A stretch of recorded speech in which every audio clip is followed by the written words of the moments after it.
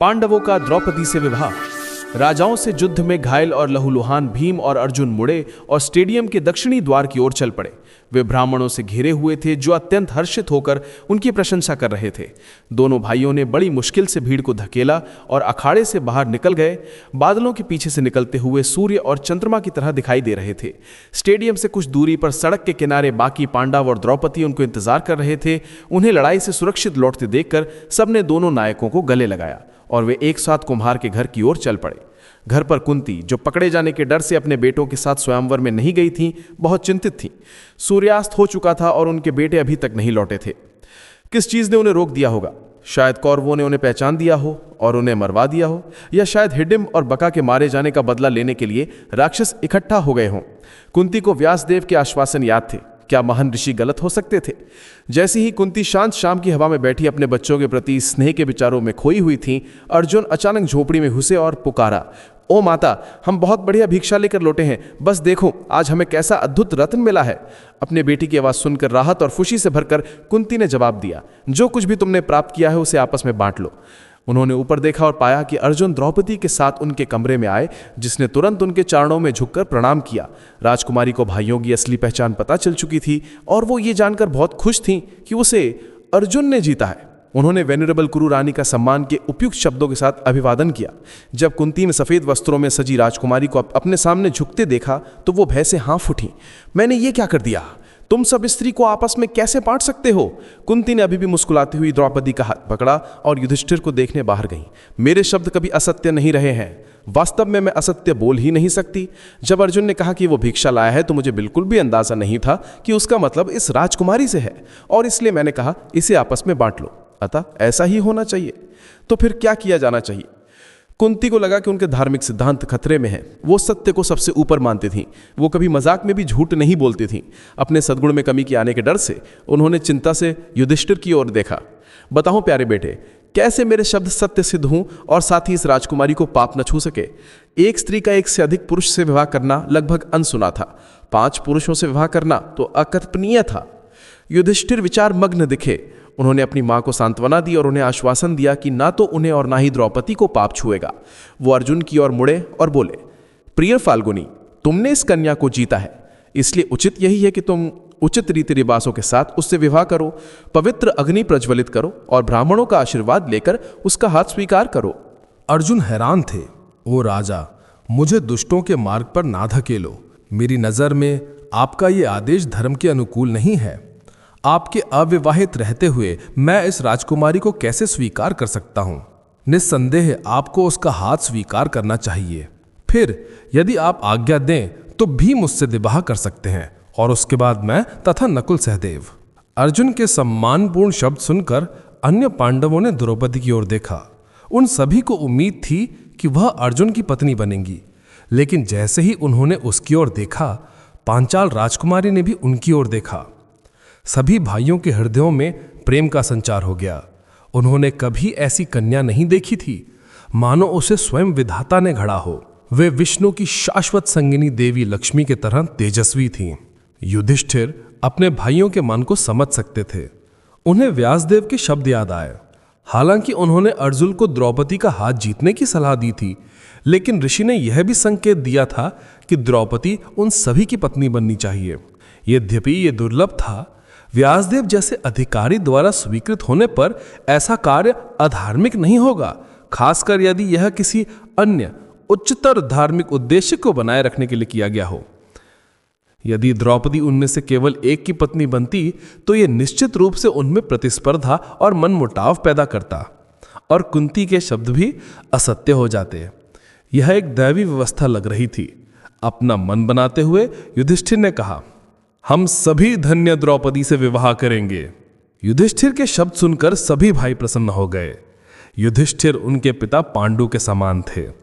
उनका अधिकार अंतिम था। उनका वचन उनके लिए साक्षात सर्वोच्च भगवान द्वारा दिए गए आदेश से भिन्न नहीं था।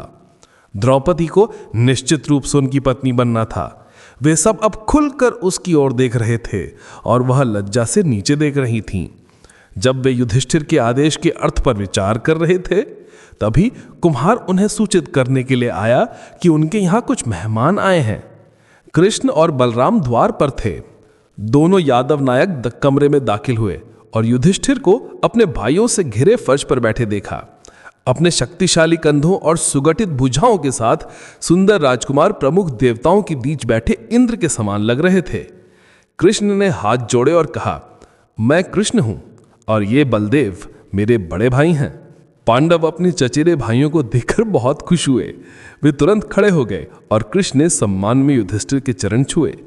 उन्होंने भीम और अर्जुन को गले लगाया और नकुल सहदेव का सम्मान प्राप्त किया।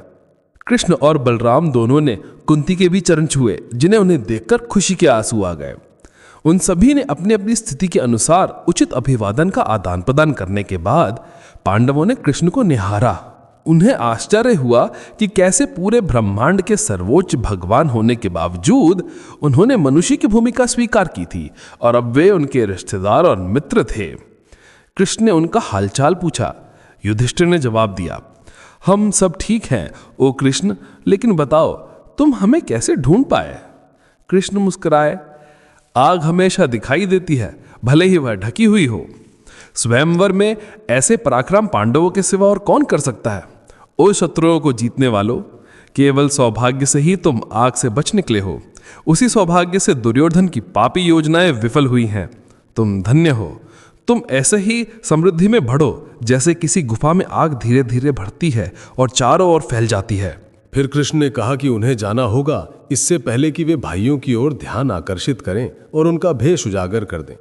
वे और बलराम चुपचाप उठे और चले गए। पांडव कुछ देर कृष्ण के बारे में सोचते रहे। उनके समर्थन और प्रोत्साहन से उन्हें बल मिला। उन्हें विश्वास हो गया कि जल्द ही उन्हें हस्तिनापुर में उनका उचित स्थान वापस मिल जाएगा। भाइयों को पता नहीं था, धृष्टद्युम्न भी उनके पीछे पीछे आ गया था और अब झोपड़ी के पास छिपा हुआ लेटा था। उसने कृष्ण और बलराम को आते जाते देखकर आश्चर्य से देखा। ये कौन ब्राह्मण थे जिनसे मिलने के लिए दोनों सर्वशक्तिमान यादव नायकों को आने की आवश्यकता महसूस हुई? वे साधारण तपस्वी नहीं होंगे। धृष्टद्युम्न ने सावधानी से पास आया और खिड़की से झांका। कुंती द्रौपदी को पांडवों का भोजन तैयार करने का निर्देश दे रही थीं। उन्होंने राजकुमारी से कहा कि भोजन को भगवान को अर्पित करने और ब्राह्मणों को एक हिस्सा देने के बाद जो बचा है उसे 2 भागों में विभाजित करें। फिर वे आधा हिस्सा भीम को दे और बाकी बचा हिस्सा अन्य 4 भाइयों और स्वयं में बांट ले। धृष्टद्युम्न ने देखा कि उसकी बहन ने प्रसन्नतापूर्वक ऐसा ही किया।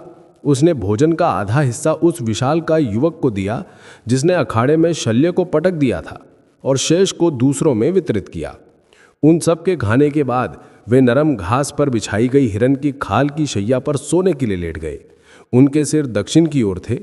कुंती उनके सिरों की रेखा के पार लेटी थीं और द्रौपदी उनके चरणों के पास। धृष्टद्युम्न ने देखा कि वे अपनी इस नई आपात रूप से विनम्र स्थिति को स्वीकार करके बहुत खुश होकर मुस्कुरा रही थीं। जैसे ही वे लेटे थे, भाइयों ने आपस में बात करना शुरू कर दिया। खिड़की से धृष्टद्युम्न राजकुमार ने उन्हें दिव्य अस्त्रों, रथों, हाथियों, धनुषों, तीरों और तलवारों के बारे में बात करते सुना। उन्होंने अखाड़े में राजाओं के साथ हुई लड़ाई पर चर्चा की। हंसते हुए बताया कि कैसे भीम और अर्जुन ने युद्धरत राजाओं को खदेड़ दिया था। राजकुमार ने इतना देख और सुन ही लिया था। ये स्पष्ट था कि ये लोग शक्तिशाली योद्धा थे। निश्चित रूप से वे भेष बदले हुए शाही व्यक्ति थे। धृष्टद्युम्न चुपचाप चला गया और अपने पिता को जो कुछ भी उसने देखा था वे सब बताने के लिए अपनी राजधानी लौट आया। हाल में लड़ने वाले 2 ब्राह्मण 3 अन्य लोगों के साथ शामिल हो गए। वे भाई प्रतीत होते हैं। उनके बीच एक स्त्री थी जो अग्नि की समान चमक रही थी। मुझे लगता है कि वो उनकी माँ है। वे गहरे काले बादलों की गरजने जैसी आवाज़ में एक साथ बात कर रहे थे। इसमें कोई संदेह नहीं कि ये लोग ना तो शूद्र हैं और ना ही वैश्य। वे निश्चित रूप से शाही वंश के हैं। मेरी राय में ये वे पांडव हैं जो वारणावत से भाग निकलने के बाद भेष बदलकर रह रहे हैं। द्रुपद अपने बेटे के शब्दों से बहुत प्रसन्न हुए। जैसे ही भोर हुई उन्होंने अपने पुरोहित को बुलाया और उन्हें ब्राह्मणों की पहचान जानने के लिए कुम्हार की झोपड़ी में जाने को कहा। पुरोहित तुरंत चले गए और झोपड़ी में पहुंचकर पांडवों के पराक्रम की प्रशंसा की। फिर उन्होंने कहा, ओ पूजनीय, महान राजा द्रुपद आपका नाम जानना चाहते हैं। कृपया हमें अपना पारिवारिक नाम और जाति बताएं। क्या आप संयोग से पांडव हैं? राजा की हमेशा से यही इच्छा थी कि उनकी पुत्री का विवाह अर्जुन से हो। यदि ऐसा हुआ है तो हमारी प्रसिद्धि और सद्गुण के लिए इससे अधिक अनुकूल कुछ नहीं हो सकता। युधिष्ठिर अपने भाइयों की ओर मुड़े और कहा, पानी लाओ और इस ब्राह्मण के पैर धो। वे हमारी पूजा की योग्य हैं, क्योंकि वे द्रुपद के शाही पुरोहित हैं। हमें उनका विशेष सम्मान करना चाहिए। भीम ने तुरंत अपने बड़े भाई के निर्देश का पालन किया। उन्होंने पुरोहित को आराम से बिठाया, फिर उन्हें अर्घ्य भेंट किया। तब युधिष्ठिर ने कहा, ओ ब्राह्मण, राजा ने अपनी बेटी को पाने के लिए एक निश्चित मूल्य तय किया था। वह मुफ्त में नहीं दी गई थी, इसलिए उन्हें उस व्यक्ति के वंश के बारे में कुछ भी कहने का अधिकार नहीं है जिसने उनकी परीक्षा पास की है। हमारे परिवार और जाति के बारे में उनके सभी सवालों का जवाब धनुष पर प्रत्यंचा चढ़ाने और लक्ष्य भेदने से मिल गया है। युधिष्ठिर मुस्कुराए। उन्होंने उन्हें आश्वासन दिया कि द्रुपद को कोई पछतावा नहीं होगा। उनकी लंबे समय से पोषित इच्छा जल्द ही पूरी होगी। द्रौपदी स्पष्ट रूप से राजाओं से विवाह करने वाली स्त्री के शुभ लक्षणों से संपन्न थी। पांडव ने आगे कहा, कोई नीच जंग का व्यक्ति या शस्त्रों में अनभिज्ञ व्यक्ति कैसे लक्ष्य भेद सकता था? ये निष्पक्ष रूप से किया गया था और अब ऐसा कोई नहीं है जो उस कार्य को रद्द कर सके। राजा को शोक नहीं करना चाहिए। जब युधिष्ठिर बोल रहे थे तभी एक और दूत आया और उन्होंने बताया कि शहर में एक भव्य भोज तैयार किया गया है। उसने पांडवों से अनुरोध किया कि वे विवाह समारोह ठीक से संपन्न करने के लिए राजा के महल में उनकी साथ चलें। युधिष्ठिर सहमत हुए और दूत ने पांडवों को 2 सुनहरे रथ दिखाए जो द्रुपद ने भेजे थे। उन पर कुंती और द्रौपदी को बिठाने के बाद वे दूसरे पर सवार हुए और सभी कामपिल्ली के लिए निकल पड़े। रथों को खींचने वाले सफ़ेद घोड़े उन्हें जल्द ही द्रुपद के महल तक ले आए। जैसे ही पांडव उतरे, उनका स्वागत राजा के मंत्रियों ने किया, जो उन्हें उस हॉल में ले गए जहां भोज उनका इंतजार कर रहा था। युधिष्ठिर के नेतृत्व में भाई विशाल कक्ष में दाखिल हुए, जो कीमती कालीनों से सज्जित था। दीवारों के किनारे लंबी लंबी मेजें लगी थीं, जिनमें अनगिनत रत्न जड़े हुए थे। एक मेज पर राजा ने ब्राह्मण जीवन से जुड़ी विभिन्न वस्तुएं रखी थीं, यज्ञ संबंधी उपकरण, पवित्र पुस्तकें और मालाएं। दूसरी मेज पर वैश्य वर्ग द्वारा उपयोग की जाने वाली वस्तुएं थीं, खेती के औजार, रस्सियां, बीज आदि। एक और मेज पर हथियार, कवच, ढालें, रॉकेट और युद्ध के अन्य उपकरण और महंगे कपड़े, सोने के आभूषण और विभिन्न प्रकार की अन्य बेहतरीन चीजें थीं। जैसे ही भाई हॉल में दाखिल हुए, सबने उन्हें घूर कर देखा। काले हिरण की खाल पहने उन शक्तिशाली पुरुषों को देखकर प्रत्येक की चाल एक चंचल सिंह जैसी, चौड़े कंधे, लंबी और सुगठित भुजाएं सर्पों के समान, उग्र साणु जैसी आंखें। राजा और उनके रिश्तेदार, मंत्री और सेवक खुश हुए। बिना किसी हिचकिचाहट के नायकों ने उम्र के क्रम में निर्भीकता से रेशम से सजे और पांव रखने के लिए पांवदान वाले सोने के आसनों पर बैठ गए। तुरंत अच्छी पोशाक पहने नौकर और दासियां सोने और चांदी की थालियों में कई तरह के स्वादिष्ट व्यंजन लिए हैं। भाइयों ने अपने सामने लाए गए समृद्ध व्यंजनों का आनंद लिया। भोजन जो राजाओं के योग्य था। जब भोजन समाप्त हो गया तो वे उठे और हथियार तथा शाही वस्तुओं वाली मेज के पास गए। उन्होंने सभी चीजों का सावधानी पूर्वक निरीक्षण किया, आपस में उन पर चर्चा की। द्रुपद और उनके बेटों तथा सलाहकारों के लिए यह स्पष्ट था कि भाई शाही वंश के थे। द्रुपद युधिष्ठिर के पास आए और बोले, महोदय, क्या हम आपको ब्राह्मण के रूप में जाने या शाही वंश के क्षत्रिय के रूप में? क्या आप वैश्य हैं या यहाँ तक कि शूद्र भी हैं? शायद आप ब्राह्मणों के वेश में पृथ्वी पर घूम रहे देवता हैं। कृपया हमें सच सच बताएं। सत्य राजाओं के लिए यज्ञ या दान से भी अधिक शोभा देता है। एक बार जब हमें पता चल जाएगा कि आप किस वर्ग के हैं, तो हम एक उपयुक्त विवाह समारोह की व्यवस्था कर सकते हैं। युधिष्ठिर ने राजा की ओर देखा और मुस्कुराए। उन्होंने बादलों की गड़गड़ाहट जैसी गहरी आवाज में बात की। ओ राजन, आप अपनी शंकाओं को दूर कर सकते हैं और प्रसन्न हो सकते हैं। इसमें कोई संदेह नहीं कि आपकी इच्छा पूरी हुई है। हम पांचों शाही हैं, यशस्वी पांडु के पुत्र। मैं युधिष्ठिर हूं। आपकी बेटी को अर्जुन ने जीता, जिसने भीम के साथ मिलकर अन्य राजाओं से लड़ाई की। वो एक ऐसे कमल के समान है जिसे एक स्वच्छ झील से निकालकर दूसरी में प्रत्यारोपित किया गया है। महिलाओं के कक्ष में द्रौपदी के साथ हमारी मां कुंती हैं। युधिष्ठिर ने हाथ जोड़े और कहा कि उन्होंने राजा को वो सब बता दिया है जो बताने की जरूरत थी। अपने भाइयों से घिरे हुए उन्होंने आगे कहा, ओ राजा, आप हमारे पूजनीय बड़े और श्रेष्ठ हैं। अब हम आपकी शरण लेते हैं। हमें बताएं क्या किया जाना चाहिए। द्रुपद आनंद से भर उठे। उनकी आंखों से आंसू बहने लगे और वह बोल नहीं पाए। वो कुछ क्षणों तक अपने सभी अंगों को कांपते हुए खड़े रहे। आखिरकार उन्होंने बड़े प्रयास से अपनी खुशी को दबाया। उन्होंने कहा, ओ वीरों, मैं वह शब्दों में अपनी खुशी व्यक्त नहीं कर सकता। आज मेरा जन्म सफल हुआ और मेरे सपने साकार हो गए। वास्तव में यह एक शुभ दिन है। मुझे बताएं, आप सभी वारणावत की आग से कैसे निकल भागे? द्रुपद और उनके दोनों बेटे धृष्टद्युम्न और शिखंडी ने युधिष्ठिर की कहानी सुनी। जब वह समाप्त कर चुके तो उन्होंने दुर्योधन और उसके कमजोर पिता की निंदा की। द्रुपद ने युधिष्ठिर को हर आश्वासन दिया, यह कसम खाते हुए कि वे किसी न किसी तरह उन्हें हस्तिनापुर में राजा के रूप में उनकी सही स्थिति वापस दिलाएंगे। उन्होंने भाइयों को अपने महल में रहने की जगह दी और उनका पूरे सम्मान के साथ सत्कार किया। अगले दिन द्रुपद ने फिर से युधिष्ठिर से बात की। ओ महाबाहु, आज शुभ नक्षत्रों से चिन्हित दिन है। अर्जुन को सभी उचित अनुष्ठानों के साथ मेरी बेटी का हाथ स्वीकार करने दो। युधिष्ठिर ने उत्तर दिया, ओ राजा, यदि मेरे छोटे भाई को आज विवाह करना है तो मुझे भी एक दुल्हन स्वीकार करनी होगी, क्योंकि यही धार्मिक विधान है। द्रुपद ने सहमति में सिर हिलाया। तो फिर आपको पवित्र विवाह समारोह में द्रौपदी का हाथ स्वीकार करना होगा, या उसे अपने किसी भी भाई को दे दें, जैसा आपको अच्छा लगे। युधिष्ठिर ने कहा, राजकुमारी हम सबकी पत्नी बनेंगी। हमारी माँ ने यह आदेश दिया है। धनंजय ने आपकी रत्न सी पुत्री को जीता है, लेकिन हम में यह नियम है कि हम प्राप्त किसी भी रत्न को समान रूप से बांटते हैं। इसलिए द्रौपदी हम में से प्रत्येक को एक एक करके उम्र के अनुसार स्वीकार कर सकती हैं। द्रुपद चौंक कर पीछे हट गए। उनकी आंखें आश्चर्य से चौड़ी हो गई। ओ महाबाहुवीर, मैंने सुना है कि एक पुरुष कई पत्नियां स्वीकार कर सकता है, लेकिन यह कभी नहीं सुना कि एक स्त्री एक से अधिक पति स्वीकार कर सकती है। आप अपने सद्गुण के लिए प्रसिद्ध हैं, तो फिर आप ऐसे कार्य को कैसे अनुमोदित कर सकते हैं जो परंपरा और वास्तव में शास्त्रीय आदेश की तरह विपरीत है? राजा अपने बेटों और मंत्रियों से घिरे हुए थे और उन्होंने सभी ने ध्यान से सुना जब पांडव राजकुमार ने जवाब दिया। उन्होंने उनसे कहा कि नैतिकता सूक्ष्म होती है और इसका अनुप्रयोग परिस्थितियों पर निर्भर करता है, इसलिए व्यक्ति को अधिकारियों का अनुसरण करना पड़ता है। उनकी मां ने उन सभी को राजकुमारी से विवाह करने का आदेश दिया था और उस आदेश को युधिष्ठिर के मन में स्वीकारता मिली थी, जिसने अपने जीवन में कभी पाप का विचार नहीं किया था। राजकुमार निश्चित थे कि यदि द्रौपदी पांचों भाइयों से विवाह करती हैं तो कोई पाप नहीं होगा। द्रुपद अभी भी आश्वस्त नहीं थे। वो सोचने के लिए और समय चाहते थे। ये पूरी तरह से अभूतपूर्व था कि एक स्त्री एक ही समय में कई पुरुषों से विवाह कर सकती है। उन्होंने युधिष्ठिर से पूछा कि क्या वे इस मामले पर कुंती, धृष्टद्युम्न और उनके दरबार के विद्वान ब्राह्मणों के साथ और चर्चा कर सकते हैं। युधिष्ठिर सहमत हुए और चर्चा के लिए राजा के परिषद के कक्ष में बैठ गए। वे थोड़ी देर ही बात कर रहे थे कि महल के सेवकों ने व्यासदेव के आगमन की घोषणा की। जैसे ही ऋषि को अंदर लाया गया, वहां पर उपस्थित सभी लोगों ने उनके चरणों में आदरपूर्वक नमन किया। व्यासदेव ने बदले में उनका अभिवादन किया और द्रुपद और पांडवों को आशीर्वाद दिया। उनके आसन ग्रहण करने के बाद द्रुपद ने पूछा, ओ यशस्वी, क्या एक स्त्री के लिए पाप से दूषित हुए बिना कई पुरुषों से विवाह करना संभव है? कृपया मुझे सच सच बताएं।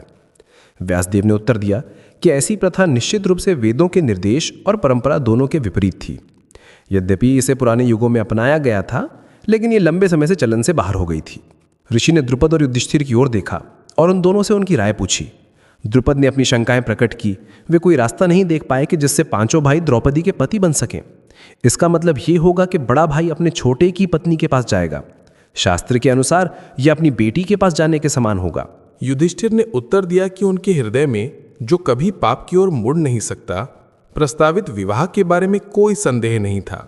उन्होंने इतिहास का एक उदाहरण दिया कि कैसे जटिला नामक एक ब्राह्मण कन्या ने एक साथ 7 ऋषियों से विवाह किया था। प्रसिद्ध तपस्वियों, जिन्हें प्राचेतस के नाम से जाना जाता था, का भी एक मामला था। उन्होंने भी भाई होने के नाते एक स्त्री को अपनी साझा पत्नी के रूप में स्वीकार किया था। ये उदाहरण वेदों में पाए जाते हैं और इन्हें पापपूर्ण नहीं माना जाता। कुछ परिस्थितियों में किसी उच्च धार्मिक सिद्धांत को बनाए रखने के लिए स्थापित नियमों को भी तोड़ा जा सकता है। कुंती ने अपने बेटे से सहमति जताई और ऋषि से पूछा कि उन्हें झूठ बोलने के पाप से कैसे बचाया जा सकता है। व्यासदेव ने उत्तर दिया, ओ सौम्य महिला, आप निश्चित रूप से पाप से बच जाएंगी। ये शाश्वत गुण है। ऋषि द्रुपद की ओर मुड़े और बोले, ओ राजा, मैं आपसे अकेले में बात करना चाहता हूं। व्यासदेव उठे और द्रुपद का हाथ पकड़ लिया। वे राजा के कक्ष में चले गए, जबकि बाकी सब बाहर इंतजार करते रहे। जब वे अकेले थे तो व्यासदेव ने राजा को समझाया कि यह विवाह क्यों धर्म के अनुरूप था। तपस्वी ने द्रुपद को बताया कि द्रौपदी पिछले जन्म में एक ऋषि की पुत्री थीं। उन्होंने पति के लिए शिव से प्रार्थना की थी। अपनी प्रार्थना में उन्होंने देवता से 5 बार एक शक्तिशाली पति के लिए पूछा था। शिव ने जवाब दिया था, चूंकि तुमने मुझसे 5 बार पूछा है, इसलिए तुम्हें अपने अगले जन्म में 5 पति मिलेंगे। शिव किसी भी तरह से पाप पुण्य कार्य का आदेश नहीं दे सकते थे। व्यासदेव ने आगे समझाया कि राजकुमारी देवी लक्ष्मी का ही एक विस्तार थी। वह पांडवों की पत्नी बनने के लिए यज्ञ की अग्नि से प्रकट हुई थीं, जो स्वयं भी अपने पिछले जन्मों में देवता थे। वास्तव में ऋषि ने समझाया कि सभी भाई अलग अलग मनवंतरों में इंद्र के अवतार थे। व्यासदेव ने राजा को पांडवों के उनके पिछले जन्मों के रूप में देखने के लिए दिव्य दृष्टि प्रदान की। अपनी आंतरिक दृष्टि में द्रुपद ने इंद्र के प्रज्वलित रूप को देखा, जो प्रत्येक भाई के पास था। उनके स्वर्गीय शरीर सुनहरे मुकुटों और मालाओं से सजाए हुए थे। आश्चर्यचकित होकर द्रुपद ने हाथ जोड़े और ऋषि से कहा, ओ महान ऋषि, आपके ज्ञान या क्षमताओं से बाहर कुछ नहीं है। मेरा मन अब संतुष्ट है। देवताओं द्वारा जो कुछ भी निर्धारित किया गया है वह हमेशा पूरा होना चाहिए। हम सब भाग्य के हाथों के उपकरण हैं। मेरी बेटी को 5 भाइयों को अपने पति के रूप में स्वीकार करने दें। राजा और ऋषि वापस दूसरों के साथ शामिल हुए और उन्हें द्रुपद के मन बदलने की जानकारी दी। व्यासदेव ने कहा, आज चंद्रमा पुष्य के शुभ नक्षत्र में प्रवेश कर चुका है। पहला समारोह तुरंत किया जाना चाहिए और युधिष्ठिर द्रौपदी का हाथ स्वीकार कर सकते हैं। द्रुपद ने अपने मंत्रियों और पुरोहितों को सभी व्यवस्थाएं करने का आदेश दिया। राजा के महल के विशाल आंतरिक प्रांगण में एक पवित्र अग्नि प्रज्वलित की गई। देवताओं के प्रतीक वाले झंडों की कतारें यज्ञ स्थल पर लगी थीं, जो भजन गाते हुए ब्राह्मणों से भरा था। मूंगा और सोने से एक सुंदर वेदी का निर्माण किया गया और उसे चमकते जवाहरातों से सजाया गया। सुगंधित मालाएं हर जगह लटकाई गई थीं और महंगी अगरबत्तियों की खुशबू पूरे प्रांगण में फैल रही थी। राजा अपने रिश्तेदारों और दोस्तों के साथ उस परिसर में बैठ गए जो कमल के फूलों वाली एक बड़ी झील के बगल में था। सभी वर्गों के नागरिक समारोह देखने के लिए प्रांगण में जमा हुए। अपने सिरों को साधारण कपड़ों से ढके ब्राह्मण, सजे हुए छातों से चमकीले धूप से खुद को बचाते हुए धनी व्यापारी और अपने सबसे चमकीले कपड़ों में शूद्र। सभी ने देखा कि 5 भाई रेशमी वस्त्रों में सजे और चमकते हुए सोने के झुमकों से सुसज्जित अपने बाड़े में प्रवेश करते हुए शक्तिशाली सांडों की तरह परिसर में दाखिल हुए। धौमें उनके सिर पर चल रहे थे। उनकी शारीरिक चमक सूर्य के समान शानदार थी। वो अग्नि के पास बैठे और घी की आहुतियां दी। जैसे ही लपटें उठीं, उन्होंने विष्णु और मुख्य देवताओं की उपस्थिति का आह्वान करते हुए मंत्रों का उच्चारण किया। फिर उन्होंने युधिष्ठिर को आगे आने और द्रौपदी का हाथ स्वीकार करने के लिए बुलाया। गहरे रंग की राजकुमारी चमकीले पीले रेशमी वस्त्रों में सजी और कई कीमती गहनों से अलंकृत, अपने लंबे घुंघराले बालों में फूल लगाए हुए युधिष्ठिर को स्वीकार करने के लिए खड़ी हुई। दूल्हा और दुल्हन ने एक दूसरे का हाथ पकड़ा और 7 बार पवित्र अग्नि के चारों ओर घूमे, जिससे उनका मिलन पक्का हो गया। युधिष्ठिर के विवाह के बाद के दिनों में प्रत्येक भाई ने पांचाल राजकुमारी से विवाह किया। व्यासदेव ने राजा को सूचित किया कि देवताओं की व्यवस्था से उनकी बेटी प्रत्येक विवाह के बाद और अगले विवाह से पहले अपनी कौमार्य वापस प्राप्त कर लेती थीं। जब 5 विवाह पवित्र हो गए तो द्रुपद पवित्र अग्नि के सामने बैठे और भाइयों को दान दिया। उन्होंने उनमें से प्रत्येक को 4 उत्कृष्ट घोड़ों द्वारा खींचे जाने वाले 100 सुनहले रथ, 100 बलिष्ठ हाथी और आभूषणों और फूलों की मालाओं से सजी 100 दासियां उपहार में थीं। उन्होंने उन्हें बड़ी मात्रा में सोना, विभिन्न कीमती पत्थर, जिनमें अनमोल वैदूर रत्न भी शामिल थे, और कई मूल्यवान वस्त्र भी दिए। कई देवताओं की तरह भाइयों ने पांचाल राजा की राजधानी में खुशी से अपने दिन बिताना शुरू कर दिया। अपनी ओर से पांडवों के साथ गठबंधन करने के बाद द्रुपद स्वर्ग में देवताओं से भी नहीं डरते थे। मथुरा लौटने के बाद कृष्ण ने पांडवों के उपहार के रूप में भारी मात्रा में धन भेजने की व्यवस्था की। बिना गढ़े सोने की ईंटों के बड़े ढेर और कीमती पत्थरों के ढेर, जिनमें कई अनमोल व दूर रत्न शामिल थे, जल्द ही कांपिल्य पहुंचे और भाइयों को भेंट किए गए। महंगे कालीन, वस्त्र, कंबल और खालें उनके सामने ढेर में रखे गए। कृष्ण ने उन्हें हजारों दासियां भी भेजी। सभी युवा, सुंदर और अत्यधिक कुशल। अच्छी तरह प्रशिक्षित हाथी और घोड़े, साथ ही सैकड़ों रथ भी भेंट किए गए।